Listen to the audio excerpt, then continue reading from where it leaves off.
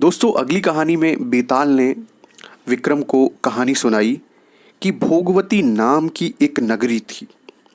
उसमें राजा रूपसेन राज करता था। उसके पास चिंतामणि नाम का एक तोता था। अब एक दिन की बात है, राजा ने उससे पूछा कि हमारा ब्याह किसके साथ होगा। तोते ने कहा, मगध देश की राजा की बेटी चंद्रावती के साथ होगा। राजा ने ज्योतिषियों को बुलाया, उनसे पूछा तो सारे ज्योतिषियों ने भी यही जवाब दिया। उधर मगध देश की राजकन्या के पास एक मैना थी। उसका नाम था मदन मंजरी। एक दिन राजकन्या ने उससे पूछा कि मेरा विवाह किसके साथ होगा, तो उसने कह दिया कि भोगवती नगर के राजा रूपसेन के साथ। इसके बाद दोनों का विवाह हो गया। रानी के साथ उसकी मैना भी आ गई। राजा रानी ने तोता मैना का ब्याह करके उन्हें भी एक पिंजड़े में रख दिया। अब एक दिन की बात है कि तोता मैना में हो गई बहस। मैना ने कहा, आदमी बड़े पापी होते हैं, दगाबाज और अधर्मी होते हैं। अब तोते ने कहा, स्त्री झूठी होती है, लालची होती है और हत्यारी होती है। अब दोनों का झगड़ा बढ़ता देख राजा ने कहा, क्या बात है, तुम आपस में क्यों लड़ते हो? मैना ने कहा, महाराज, मर्द बड़े बुरे होते हैं। इसके बाद मैना ने एक कहानी सुनाई। इलापुर नगर में महाधन नाम का एक सेठ रहता था। विवाह के बहुत दिनों के बाद उसके घर एक लड़का पैदा हुआ। सेठ ने उसका बड़ी अच्छे से लालन पालन किया, पर लड़का बड़ा होकर जुआ खेलने लग गया। इस बीच सेठ मर गया। लड़के ने अपना सारा धन जुए में उड़ा दिया। जब पास में कुछ ना बचा तो वह नगर छोड़कर चंद्रपुरी नामक नगरी में जा पहुंचा। वहां हेमंत गुप्त नाम का साहूकार रहता था। उसके पास जाकर उसने अपने पिता का परिचय दिया और कहा कि मैं जहाज लेकर सौदागरी करने आया हूँ। माल बेचा, धन कमाया, लेकिन लौटते समय समुद्र में ऐसा तूफान आया कि जहाज डूब गया और मैं जैसे तैसे अपनी जान बचाकर यहाँ आया हूँ। अब उस सेठ की एक लड़की थी जिसका नाम था रत्नावती। सेठ को बड़ी खुशी हुई कि घर बैठे इतना अच्छा लड़का मिल गया। उसने लड़के को अपने घर में रख लिया और कुछ दिन बाद अपनी लड़की से उसका ब्याह करा दिया। दोनों वहीं रहने लगे। अंत में एक दिन वहां से विदा हुए। सेठ ने बहुत सारा धन दिया और एक दासी को उनके साथ भेज दिया। अब रास्ते में एक जंगल पड़ा।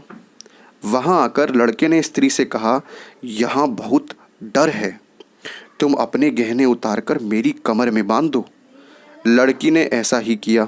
इसके बाद लड़के ने कहारों को धन देकर डोले को वापस करा दिया और दासी को मारकर कुएं में डाल दिया। फिर स्त्री को भी कुएं में पटक कर आगे बढ़ गया। अब स्त्री रोने लगी। एक मुसाफिर उधर जा रहा था। जंगल में रोने की आवाज सुनकर वह वहां आया। उसे कुएं से निकालकर उसके घर पहुंचा दिया। अब स्त्री ने घर जाकर माँ बाप से कह दिया कि रास्ते में चोरों ने हमारे गहने छीन लिए और दासी को मारकर मुझे कुएं में ढकेल कर भाग गए। बाप ने उसे ढाढ़स बंधाया और कहा कि तू चिंता मत कर, तेरा स्वामी जीवित होगा और किसी दिन आ जाएगा। उधर वह लड़का जेवर लेकर शहर पहुंचा। अब उसे तो जुए की लत लगी ही थी। वह सारे गहने जुए में हार गया। उसकी बुरी हालत हुई तो वह यह बहाना बनाकर कि उसे लड़का हुआ है, फिर अपनी ससुराल चला। वहां पहुंचते ही सबसे पहले उसकी स्त्री मिली। वह बड़ी खुश हुई। उसने पति से कहा, आप कोई चिंता ना करें, मैंने यहाँ आकर दूसरी ही बात कही है। जो कहा था वह उसने बता दिया। सेठ अपने जमाई से मिलकर बड़े प्रसन्न हुए और उन्होंने उसे बड़ी अच्छी तरह से घर में रखा। कुछ दिन के बाद एक रोज जब वह लड़की गहने पहने सो रही थी तो उस लड़के ने चुपचाप उस लड़की को छुरी मारकर उसके गहने लेकर चंपत हो गया। अब मैना बोली, महाराज, यह सब मैंने अपनी आंखों से देखा। ऐसा पापी होता है आदमी। राजा ने तोते से कहा, अब तुम बताओ कि स्त्री क्यों बुरी होती है। अब तोते ने भी एक कहानी सुनाई। कहानी इस प्रकार थी। कंचनपुर में सागर दत्त नाम का एक सेठ रहता था। उसके श्री दत्त नाम का एक लड़का था। वहाँ से कुछ दूर पर एक और नगर था, श्री विजयपुर। उसमें सोमदत्त नाम का सेठ रहता था। उसके एक लड़की थी, वह श्री दत्त को ब्याही थी। ब्याह के बाद श्री दत्त व्यापार करने परदेश चला गया। 12 बरस हो गए और वह वापस नहीं आया तो जयश्री व्याकुल होने लगी। एक दिन वह अपनी अटारी पर खड़ी थी कि एक आदमी उसे दिखाई दिया। उसे देखते ही वह उस पर मोहित हो गई। उसने उसे अपनी सखी के घर बुलवा लिया। रात होते ही वह उस सखी के घर चली जाती और रात भर वहाँ रहकर दिन निकलने से पहले लौट आती। इस तरह बहुत दिन बीत गए। इसी बीच एक दिन उसका पति परदेश से लौट आया। स्त्री बड़ी दुखी हुई। अब वह क्या करे। पति हारा थका था। जल्दी ही उसकी आंख लग गई और स्त्री उठकर अपने दोस्त के पास चल दी। रास्ते में एक चोर खड़ा था। वह सब देखने लगा कि स्त्री कहाँ जाती है। धीरे धीरे वह सहेली के मकान पर पहुंची। चोर भी उसके पीछे पीछे गया। संयोग से उस आदमी को सांप ने काट लिया और वह मरा पड़ा था। स्त्री ने समझा सो रहा है। वहीं आंगन में पीपल का एक पेड़ था जिस पर एक पिशाच बैठा यह लीला देख रहा था। उसने उस आदमी के शरीर में प्रवेश करके उस स्त्री की नाक काट ली और फिर उस आदमी की देह से निकलकर पेड़ पर जा बैठा। स्त्री रोते हुए अपनी सहेली के पास गई।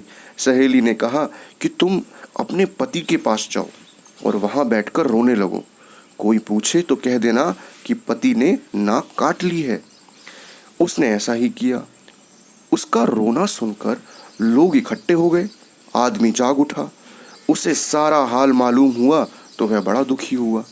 लड़की के बाप ने कोतवाल को खबर दे दी। कोतवाल उन सबको राजा के पास ले गया। लड़की की हालत देखकर राजा को बड़ा गुस्सा आया।